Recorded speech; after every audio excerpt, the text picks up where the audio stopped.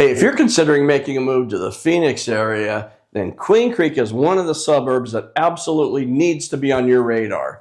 This video is the ultimate guide, everything you need to know before making the move, from the cost of living to the best neighborhoods and even the things that nobody else is going to tell you. So Queen Creek, it sits down here in the Southeast Valley. We're about 45 to 60 minutes or so from downtown Phoenix, depending on the traffic.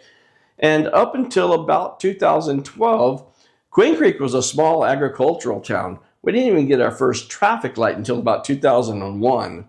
Fast forward to today, and Queen Creek is a town with around 85,000 residents, and it's expected to surpass 100,000 residents before all is said and done.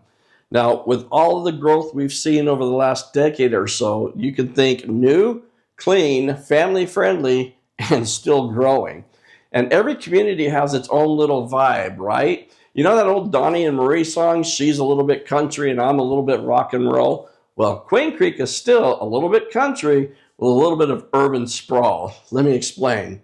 Again, this was all farmland and ranch country, you know, cotton, corn, dairies, and you'll still find some of that here along with homes on acre-plus lots with horse privileges. But now, so much of that land has been developed into master plan communities and a retail core like Queen Creek Marketplace, where you'll find all of the big brown stores. Now, we'll talk more about that here in just a minute. Now, we're going to get to the homes and the different neighborhoods and price points and whatnot here in greater detail in just a minute. But first, I want to touch briefly on the cost of living, because that's usually one of the first questions I get asked. And I'm actually going to show you my own personal utility bill so you can see real numbers instead of average percentages or some sort of graph. Now, when it comes to cost of living, Queen Creek is definitely maybe just a little higher than the national average. And the biggest reason for that is housing. The median home price here is hovering around the low to mid 600,000s, while the national median price is down in the low 400,000s. So yes, homes do cost more here. Why? Because you're looking at newer homes with bigger floor plans sitting in master plan communities with amenities that you simply just don't find in most other parts of the country. Now here's where things start to balance out. Utilities are actually a little bit cheaper here compared to the national average. For example, we run the AC a lot in the summer and we keep our house pretty cool, but take a look at my actual electric bill for August of this year. $300 for a home that's almost 2,600 square feet. But this is my bill for February back in the winter, and as you can see, it was only $70. Now, of course, your mileage may vary, but Arizona's power rates overall are lower than many parts of the U.S., so that helps. And this is my current water bill, and it's actually due this month. It covers water, sewer, and trash, $81.59. Now, property taxes are another big win. Arizona property tax rate is significantly lower than the national average. My annual taxes for 2024, the most recent that's available, was $2,505 for the entire year. I know that's going to shock some of you. So even though your home price may be higher, your annual property tax bill is usually noticeably lower than what many people are used to in places like California, Illinois, or even Texas. Day-to-day living, things like groceries, and they're pretty close to the national average. Some items might be a bit higher, some a bit lower, but overall your grocery bill isn't going to feel like a huge shock. What about gas prices? They do tend to run slightly higher here than the national average. Gas right now is about $3.40 per gallon for the unleaded stuff, so that's just something to keep in mind. I know it's a lot more than that in some other places across the country though. Now, if you want newer homes, clean neighborhoods, great parks, tons of new commercial development and mountain views, well, that's what you're paying for here. So here's the fun part, because I get to talk about neighborhoods and houses, but it's also the part where a lot of folks tend to get overwhelmed. Everything all looks shiny and brand new, but neighborhoods actually feel very different once you're on the ground. So I've broken down the housing here into 4 different categories, because what works for one person doesn't necessarily work for another. But with all the variety of homes here, I'm sure there's something here for you too. So first up, I want to talk about the homes in the master plan communities with resort style amenities. So first off, let's talk about Harvest. Now, as far as the homes go, you've got a pretty wide range of styles. There were 6 different builders here developing Harvest, but it's actually been built out for a little while now, but there are plenty of resale opportunities here. Now, there's some smaller single-story homes that work well if you want something low maintenance, and then there's some pretty big homes with big yards if you need space, and of course, pretty much everything else in between. Now, Harvest does have some nice amenities, including a big community lake with catch and release fishing, a farm-themed children's playground, a big pool with a separate lap pool and a splash pad, plus there's an elementary school right inside the neighborhood. Now, pricing right now on the resale homes, it's running somewhere from the mid 500s up to maybe just over $1 million, depending on the size and the upgrades. And if you like that balance of amenities, nice homes in a neighborhood that's already established, not just built last week, Harvest is definitely one to check out. Now, another community is Barney Farms, and this is my absolute favorite neighborhood because it's not just another neighborhood where the builder threw up some houses and maybe a playground or two. Barney Farms is a new build community that has been open for several years now. They've got 16 floor plans here, and these homes, they range in size from 1,700 to almost 4,600 square feet. And each floor plan, they're all single-story floor plans, but each one of them has an option for a loft that comes with 2 bedrooms and a bathroom. Now, the pricing here starts between the low 500s and $1 million bucks, and there are still plenty of opportunities to get into a brand new home here for the foreseeable future. So let's take a look at the amenities. The barn, as they call it, is the community clubhouse, and it's modeled after the old barn that stood on the land that was once the Barney family farm. That's where the name Barney Farms came from. They've got this 23-acre central lake that's stocked, and residents are able to do catch and release fishing. They've got, like Harvest, a playground that has a cool farm theme to it. And that's not all. There's courts for volleyball, basketball, pickleball, and bocce ball. And then they've got the aquatic center. They have a huge community pool here, complete with a splash pad for the kids, and the covered seating areas, check this out. They are steeped in nostalgia as they resemble the old stables that were on the old Barney family farm. Now, I believe Barney Farms is the premier master plan community here in the Southeast Valley. The next category of homes are those communities with maximum new build value, and the first one that kind of comes to mind is called Empire Point, and it's quickly becoming one of the most popular new neighborhoods in the area. You want some variety? They've got 18 different floor plans here, all between about 1,700 square feet and almost 4,000 square feet, with prices starting in the mid 400,000s, and then of course going up from there depending on the plan and the lot. But you know what really sells people on Empire Point? It's the amenities. Now, it's not like Harvest or Barney Farms with the lakes and all that, but they do have this big amenity center here, and it's kind of the social hub of the entire community. This is where you're going to find the community pool and hot tub. They've got some sports courts where you can play pickleball and basketball. And of course, you don't want to miss that fully equipped fitness center with free weights, weight machines, and cardio equipment. Now, Empire Point, it's been around for 2.5 years or so now, but there's still plenty of room to grow. In fact, they just opened up a brand new phase with even more phases coming after that. So this one's going to be around for a while. We actually have started to see a couple of resale homes pop up in here as well. Well, maybe all of those high dollar amenities on the first 3 communities don't really appeal to you and you don't want to pay for them because you aren't going to use them, right? Well, maybe try that again. Whoop. Or maybe a new build home just doesn't do it for you. No worries. We have traditional established neighborhoods with bigger houses on bigger lots. One of those neighborhoods is called Hastings Farms.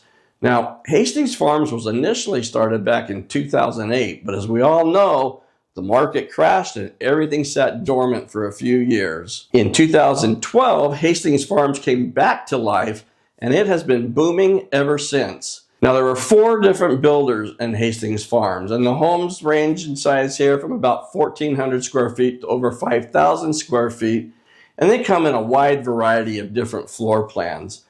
Now, Hastings Farms is more of a traditional kind of neighborhood. There's no community pool or rec center or tennis courts, but there are plenty of tot lots and walking paths. Currently, the last builder in Hastings Farms is on closeout with just a couple of spec homes left, and once those are gone, Hastings Farms will be all built out. But there are plenty of resale homes available if this community piques your interest. And pricing runs from about the mid-400s to just over $1 million. Anyone else starting to see a pattern emerging here when it comes to home values? Seems like they're all kind of 400 or 500 up to over $1 million. All right, let's talk about the rural or horse properties now. This is the backbone of Queen Creek, what this community was actually built on. And sadly, with progress comes change. There's a lot of areas in town that still have that rural feeling, but where that used to be the whole identity of Queen Creek, we have lost some of that over the years. One neighborhood that exemplifies traditional Queen Creek is Orchard Ranch. Now, this is one of the very first luxury neighborhoods to be developed in Queen Creek. The neighborhood began to be developed back in about the late 1990s. It's all custom homes, and it's all on lots that are 3/4 of an acre up to maybe 1.5 acres or more. Now, the residents at Orchard Ranch, they're allowed to keep their horses on their property rather than boarding them in a stable somewhere. In addition to the large custom homes, Orchard Ranch also has these horse trails that kind of wind throughout the community. There's probably about 250 homes in the neighborhood. Some were built from the very beginning. Others were built as recently as just last year. But if your dream home isn't currently for sale, well, there's even still a couple of lots left that you might consider purchasing where you can then go ahead and build your own perfect dream home. Now, the prices in Orchard Ranch, they're all over the place. They can run from the mid $700,000 up to $2 million or more, depending on the home and the amenities. Now, keep in mind, I've only given you just a slight sample of the neighborhoods here in Queen Creek. There are more neighborhoods with horse privileges, more master plan communities, more traditional style neighborhoods, and there's even a couple of 55 plus communities.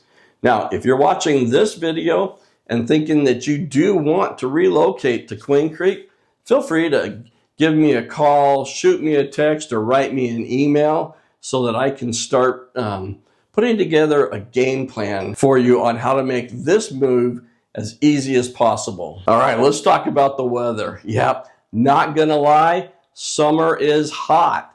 The regular temperatures can range from 108 to about 117 degrees for the highs, and sometimes it even gets worse than that. Do the temps, and we're all doing okay. Wow, 750 degrees in Gila Bend right now.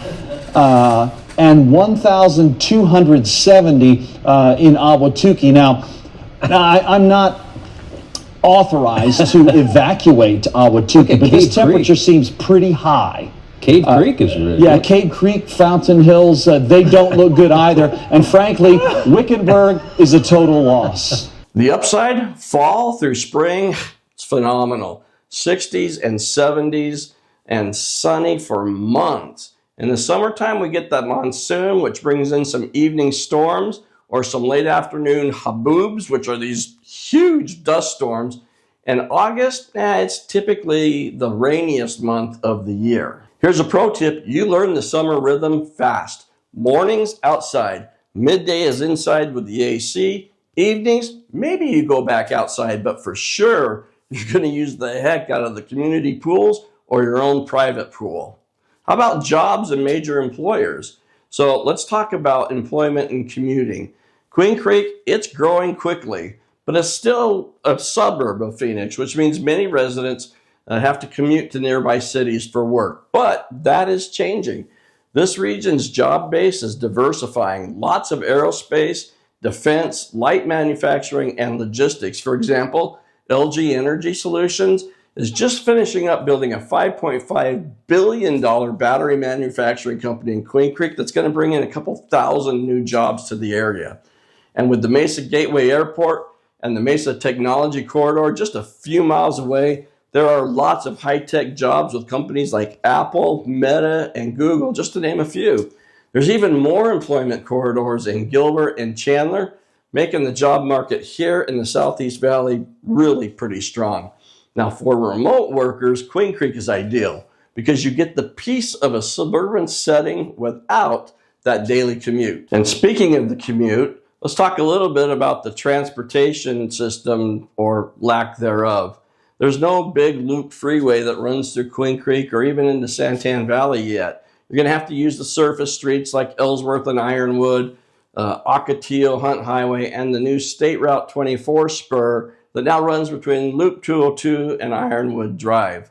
We also don't have any kind of mass transit here, which means no buses and no light rail. The reality is that as great as this area is, traffic is terrible, and it will probably always be terrible. However, since I've lived my entire life here, I know the back routes of these neighborhoods and the streets, and I can help you avoid some of that traffic, but I only give that information to the people that work with me. So this is one reason why you need to give me a call. All right, let's talk about schools. Queen Creek, it's known for its great schools, making it a popular spot for families. You'll find a variety of public, charter, and private school options here, and many of the schools in Queen Creek are highly rated. With 10 elementary schools, 4 junior high, and 3 high schools, there are plenty of programs and magnet schools for different interests, so kids can get a well-rounded education without having to go far from home. Now, the main school districts you'll hear about are the Queen Creek Unified School District, J.O. Combs Unified School District, and the Higley School District. Plus, there are various tuition-free charter options spread out all over the place as well. What do people do here for fun? Well, Queen Creek Marketplace is your daily life hub with stores like Target, Kohl's, Nordstrom Rack, restaurants like the Olive Garden and Barrio Queen and Barrel's Pizza. You've got banks, gyms, barbershops, all along with places like Dave & Buster's and Harkins Theaters. And the parks and rec opportunities, they just keep leveling up. When it comes to recreation, Queen Creek doesn't disappoint. From biking trails to horse paths, there is something for everyone. And Mansell Carter Oasis Park and Frontier Family Park, these are Queen Creek favorites. Mansell Carter Park, it has a fishing lake, a splash pad, a skate park, a play area that's perfect for family fun. Frontier Family Park also has a lot of these same things, but they just also opened up their brand new aquatic center. And with the nearby Santan Mountain Regional Park, you've got tons of options for outdoor adventure right at your doorstep. Now, some of the local staples you'll hear everyone mention around here are the Queen Creek Olive Mill, which is Arizona's only working olive farm and mill. And they do food and tours and events there. And then there's Schnepp Farms, and they do You Pick Peaches in the spring and the famous pumpkin and chili party each October, plus tons of other activities throughout the year. Now, like everywhere else, there are pros and cons to living in Queen Creek. And here are some of the things some wish they knew before they moved here. The summer heat, you adapt, but it is real. And it is hot, and sometimes it's just really hot. Traffic, it sucks. So your commute can really be a little bit longer because we don't have a major freeway. So you got to kind of plan out your routes and your times. And with all this growth, you've got ongoing construction, which is great for future amenities, but not so great right now for noise, dust, and traffic. But there's pros as well. Space and value versus the older inner East Valley. There's a lot of new construction choices here. And the community vibe, it's clean, safe. There's tons of parks and youth sports. You've got outdoor access to Santan Regional Park in the winter weather. It's hard to beat. The amenities are continuing to grow with places like Frontier Family Park, the QC Marketplace, and the up-and-coming QC dining scene. Now, I lived in Queen Creek for the past 10 years and the East Valley my entire life. I've watched this area grow from cornfields and dairies to what it is today. I absolutely love living in Queen Creek, and I think you will too. So now that you've got the ultimate guide to moving to Queen Creek, Arizona, check out my other video, which has been rated by me as the best tour of Queen Creek on YouTube, so you can decide if it's right for you.